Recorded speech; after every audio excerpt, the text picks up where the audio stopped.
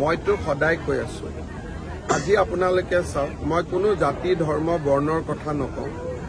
নগাঁও মৰিগাঁৱত যিমান মাছ হয় সবতে ইউৰিয়া ব্যৱহাৰ হয় আৰু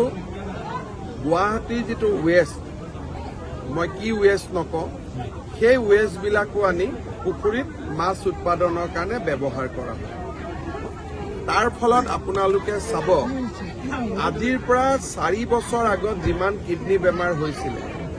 এতিয়া তাতকৈ বহুত বেছি মানুহৰ কিডনি বেমাৰ হয় গতিকে যেতিয়ালৈকে খাদ্য আমি সুৰক্ষিত কৰিব নোৱাৰো মাছৰ উৎপাদন বঢ়াৰ কাৰণে আন বহুত অৰ্গেনিক নিয়ম আছে কিন্তু যদি শৰ্টকাটত যায় তেতিয়াতো কাম নহব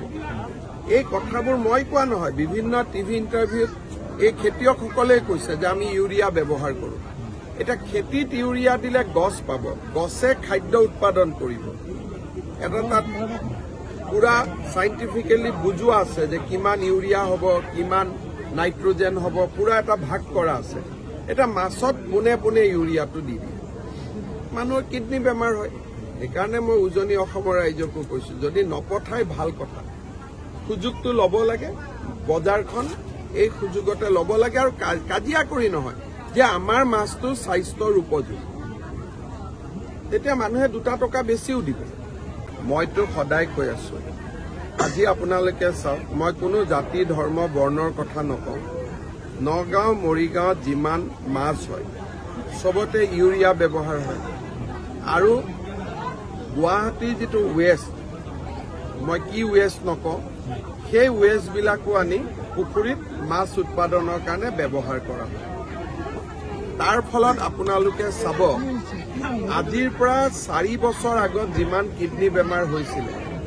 এতিয়া তাতকৈ বহুত বেছি মানুহৰ কিডনি বেমাৰ হয় গতিকে যেতিয়ালৈকে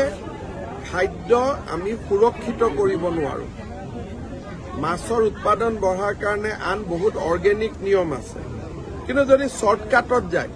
তেতিয়াতো কাম নহব এই কথাবোৰ মই কোৱা নহয় বিভিন্ন টিভি ইণ্টাৰভিউত এই খেতিয়কসকলে কৈছে যে আমি ইউৰিয়া ব্যৱহাৰ কৰোঁ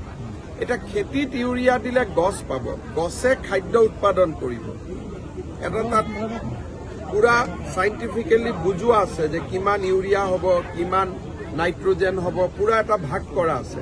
এটা মাছত পোনে পোনে ইউৰিয়াটো দি দিয়ে মানুহৰ কিডনি বেমাৰ হয় সেইকাৰণে মই উজনি অসমৰ ৰাইজকো কৈছো যদি নপঠাই ভাল কথা সুযোগটো ল'ব লাগে বজাৰখন এই সুযোগতে ল'ব লাগে আৰু কাজিয়া কৰি নহয় যে আমাৰ মাছটো স্বাস্থ্যৰ উপযোগী তেতিয়া মানুহে 2 টকা বেছিও দিব